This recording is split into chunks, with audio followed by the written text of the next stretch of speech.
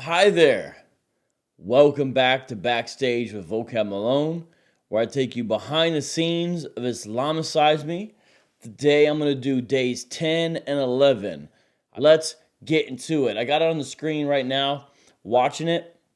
And day 10 is a picture is worth 1,000 lashes. Now, there's an account about Muhammad, and as it goes on the hadith, he is supposed to have a meeting with the angel Gabriel, and Gabriel doesn't show up to the meeting, and Muhammad comes to learn why, supposedly, that Gabriel didn't show up to the meeting, and it has to do with a dog that's present, I believe.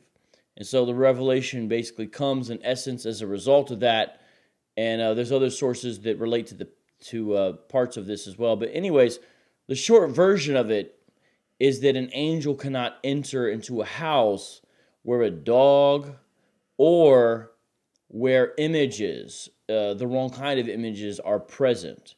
And so that's one reason. And more technical explanations are given by Muslim scholars and apologists, but my understanding is that's the essence of it. A lot of people in the comments were asking, well, what about TVs and cameras and Facebook? Well, Islam is a religion of legality in a lot of ways. And so when you hear the word fatwa, it doesn't just, sometimes people think of fatwa as like a death mark because they'll hear there's a fatwa against so and so. That's not what it has to do with only. The idea is it's a legal ruling.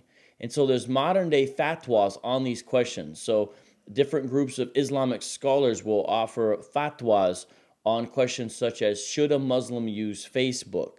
And different responses are given. And there's always a reason that relates to the sources and the understanding of the sources. And they try to work out modern day issues according to the sources that they see proper. And you can usually understand the line of reasoning that they go to. So needless to say, there's different answers to some of those questions by modern day Islamic scholars. But the thing is, though, we're reading in the sources, and the baseline of it is true, is that images are a problem for Muhammad, and so because angels can't enter into the house. And so what we have going on here is the idea that it continues from something prior, which, if you remember day 9, it's portrayed that they kill Mr. Scruffles, who I showed you guys all that he is still alive indeed. So Mr. Scruffles really did not die. But then I'm still sad and broken up about it.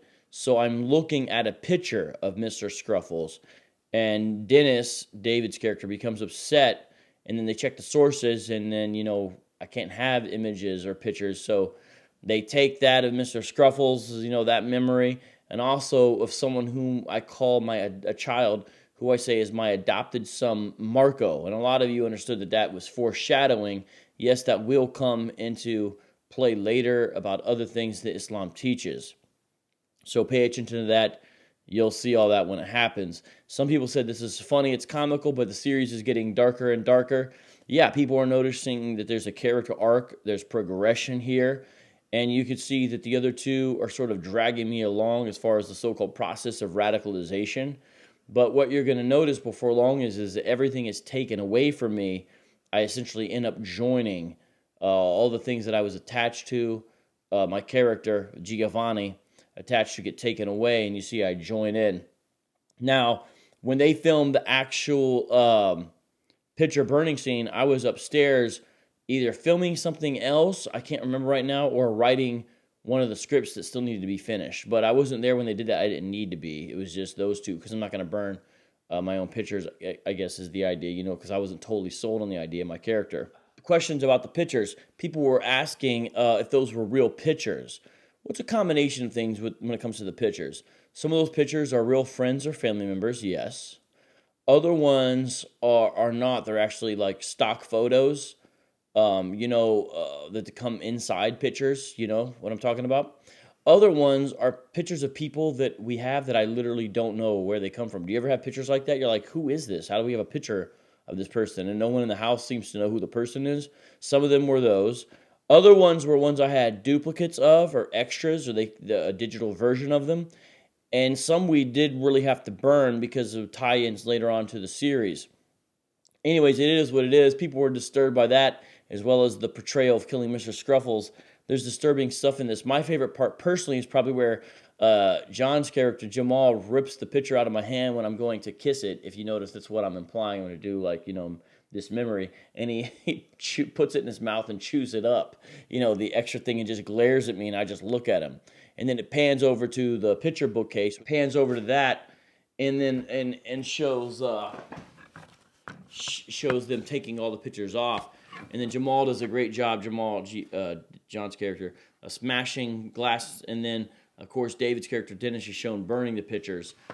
And the glass is beautiful when it all smashes over there. And we actually went to Target and actually bought frames. So some of the frames that got burned up and stuff, the used, never actually had pictures in them, really. This is an example of a frame. I mean, oval frames are so weird, aren't they? What do you do with them? But, this cheap oval frame. Oh, this is from Walmart, not Target. We made different trips. Sometimes we went to Walmart. Sometimes to Target. I actually end up forgetting. But you'll see this one in there. He throws the picture down of my adopted son that gets burned on there. And then a lot of people liked how David was cutting up the pictures. That wasn't a kitchen knife, though. That's a dagger that we got. That dagger is going to come into play later on. So you see that we're, in essence, sort of weaponized. Some of you guys have noticed that. And a lot of you were talking about David's foot and how it was bleeding. David and John, correct me if I'm wrong here, but that's all fake. Guys, we have fake blood, right? Like, you could buy really good, high-quality fake blood nowadays, which we did, and then put it all over David's foot. That's like part of the joke. Like, he's walking around barefoot while John is smashing glass, and he's just so in the moment he doesn't care. It's so funny how real these videos are to people, even though it's like we're doing satire. Yes, we're really doing some things. We're really breaking frames and burning pictures, right? But David's not really cutting up his foot. Now, we really did have to sweep and all that, and yeah, I've still found some glass and all that, but guys, just understand, this is a fictional series. So that's day 10 of Backstage with VOCAB Malone of Islamicize Me. Now let's go on to day 11. I'm going to try to do 2 of these at once. I'm going to try to connect these in one video to kind of play catch up. But here I am, VOCAB Malone, doing commentary, backstage, behind the scenes, whatever you want to call it, for day 11 of Islamicize Me, our ongoing series at Act 17 Apologetics. And this one is titled Muhammad's Path to Financial Success. Muhammad's Path to Financial Success. And it begins with us around the table discussing our money problems. So we've got money woes because we've had to spend a lot of money on some things. We mentioned things that we would have had to have purchased on camera. We mentioned those.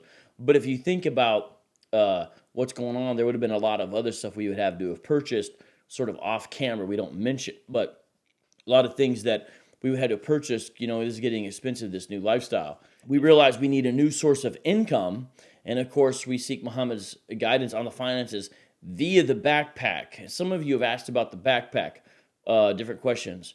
My basic take on it is that it's sort of a knockoff of Dora the Explorer with the backpack. But my understanding is there's other series and things like it where you have backpacks that offer guidance or something like that. One person made a really insightful comment. They said the backpack was like an analogy or a stand-in for the reliance of the traveler, which if you're familiar with Islamic sources, you probably know about the reliance of the traveler. I honestly had never thought of that. That's very interesting. I don't think that was actually intended, but I go with it. That's kind of a cool thought in a way that the backpack's a stand-in for it. But the series has magic, and so we needed a guide to guide us. I looked at the backpack almost as like the modern day, it's like the internet. So you don't, instead of the internet or whatever, to find what we're looking for, we ask the backpack and it tells us. And it tells us the exact situation, is able to bring up the sources, the books out of the backpack immediately. So anyways, what do we learn about when Dennis opens up the sources? It's, by the way, he's looking at a biography. It's one of the earliest biographies, if not the earliest, of Muhammad, written by Ibn Ishaq. And, this is the biography of Muhammad, because if you read the Quran itself, there's not that much biographical material about Muhammad. And this is the biographical literature from early Muslims themselves. So what do? We see that just like Muhammad and the early Muslims raided caravans, which also will come into play later. Keep that in mind, the idea of raiding caravans or robbing others. We could do the same to finance ourselves. So I say, my character, hey, I got a next door neighbor, he's a Christian, we can go in there. Now what happened is when we filmed the scene, David actually forgot to wear his kufi. So we had to retroactively explain it, which turned out pretty funny because we're like, well, he won't trust us. And David's character says, well, what about if I take off my kufi? And so that explains, because we had already filmed it, why David's character doesn't have the kufi in the scene, because that way the Christian will trust us. Now, I got to say something about this joke in here. I wrote this, right? And when I wrote it, I wrote in the joke where when he answers the door, says hello, David's character, Dennis, says, excuse me, sir, do you have any Grey Poupon? David would not do it. He said, and I was telling him, no, David, hold on. He's like, that's in everything, and everyone says it. I was like, David, I know. That's the whole point. It's a conscious trope, meaning something that's recurring, but we're doing it on purpose. And since it's like a strange or weird, funny context, it's funny to ask that question about, excuse me, sir, do you have any Grey Poupon in this instance? And he was like, well, I'm okay with tropes. I know it's a trope, but it's the only, you asked me to do the one trope I won't do. It's like, he wouldn't do the one trope. And so, we're debating about it, going back and forth. John McCrae is trying to come up with some alternate lines so we can have what we first say to my Christian neighbor before we rob him. When we went down the script to Irvin is the Christian neighbor character. He's an apologist as well. Subscribe to his channel, Operation Apologetics. He's going to get a name later in the series. For now, I'll just call him my Christian neighbor. But Irvin, who played the Christian neighbor, he laughed at the, excuse me, sir, do you have any Grey Poupon? He thought it was a funny line. I think he understood what I was trying to do with it. Well, it's from an old 80s and maybe 90s TV commercial. For those who don't know, it's supposed to signify, a better type of mustard. And so rich guys would roll around in these commercials and say, roll down their limo window, be like, excuse me, sir, do you have any Grey Poupon? And they'd be like, but of course. And so it became a trope and all kinds of things after that because the commercials were wildly successful. In fact, there's a study and analysis of how much Grey Poupon appears in rap lyrics. It's pretty interesting. Anyways, it's a lot. It's disproportionate. It's very interesting. So anyways, then we're filming the scene, and no one really knows what David's character is going to say when he opens the door, because he had complained so much about saying, excuse me, sir, do you have any Grey Poupon? So everyone was under the impression he wasn't going to say it. Now, one other thing, let me mention real quick. If you notice, Irvin's character has a vest on. The reason we did that is so David's character could grab him, because he was going to grab him by the vest. Well, so we knock on the door. He answers. The character, Christian neighbor, says, yes. And then David says, excuse me, sir, do you have any Grey Poupon? And so that surprised everyone, including Irvin. And then David grabs him and throws him on the ground. We run in the house real quick, steal the items that we're going to grab, come back out with them, run like total dumb idiots. It was such a fun scene because I felt totally unfettered. I was allowed to be as dumb as I wanted, because we're playing this almost like Three Stooges of Islam type thing. That's our characters. Remember, we were atheists before. Sorry, couldn't help it. So that's a good one, right? And so then throws him on the ground, and that shocked Irvin, who played the Christian neighbor, because he was under the impression David wasn't going to say it, and everyone else was surprised too. So I asked him later, well, why'd you end up saying it? You threw this big fit about the line, then you end up saying it once you actually got up there. What's the deal? He's like, well, it's because I remembered right when I was knocking on the door that Irvin laughed at the joke and he thought it was funny, so I thought I would do it.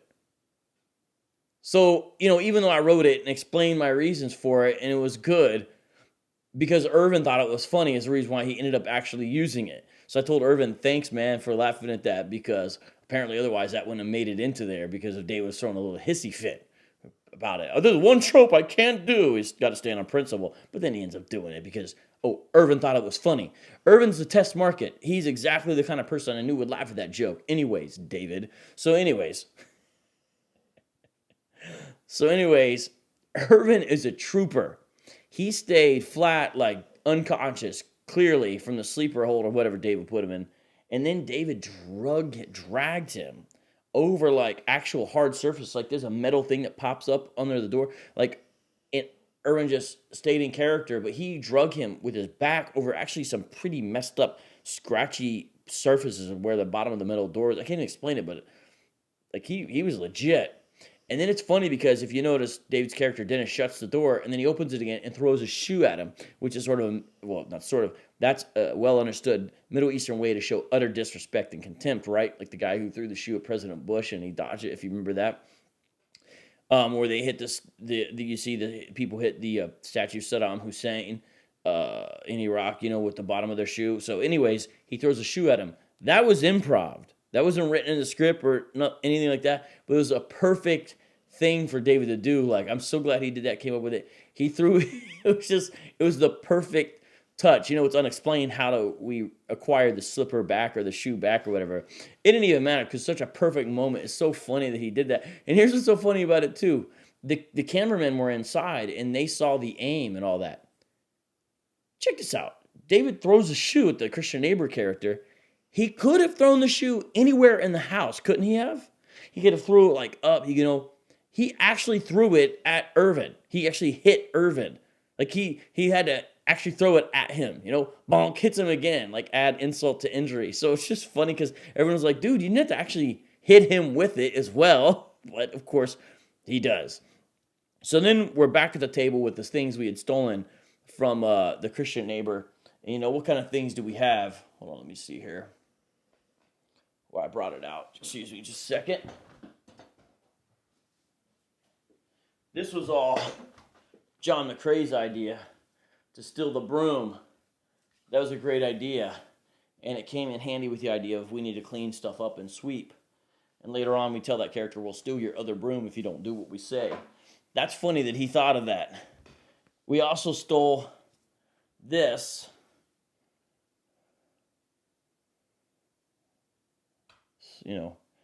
Joseph, Mary, Jesus portrayed. Someone got it for me, and I like the general idea. And of course, it does this. All right? And it's funny because Surah 5 does speak of baby Jesus speaking from the cradle. And so we make that joke in there. We also make the joke because Mary's in there about apparently the mistaken assumption. So it seems in the Quran that Mary's the third person of the Trinity. Now, Muslim apologists try to deny that that's really what's being said, but there's reasons to think that they're in error about that defense. And of course, there's also an old TV that we stole, and the joke there is that there's a VHS tape inside. So the reason my character stole it is because it's a mystery what the VHS tape is. It could be anything, and that's hilarious, right? Because it's a VHS tape. First of all, like how valuable could it be? But it's not the TV; it's for the VHS tape, which is all funny. And then there's the clock. Now, the clock is one of those like safe clock type things, but earlier we had tried to get it open. David tried to get it open and ended up breaking it, so we had to tape it to put the money back in it. And I don't know how he had Canadian money. I don't even know where that came from, but it's awesome. If you watch the scene, you notice when I kind of make a joke, which is funny, like, why do you go to Canada? And I throw it down on the table, and it lands perfectly, and it stays straight up. It's kind of amazing.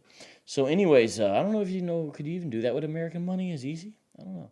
I could do that with Canadian money. So, there's funny jokes about the clock. Like I say, it'll be right twice a day, so it has some value.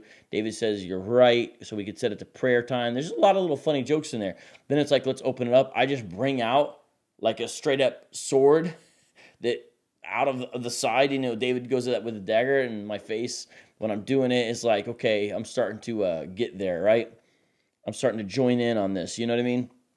And we get the money, and I thought it'd be a funny idea to have like this obvious dumb kind of thing of like the best motivation you could have for hiding money. Money for starving children. Something a good Christian neighbor would do, right? It's tucking away for like, food for the hungry or something like that. And so we pull out this envelope and it says money for starving children. And we rob that and we're like, hey, that's us. So we got our money.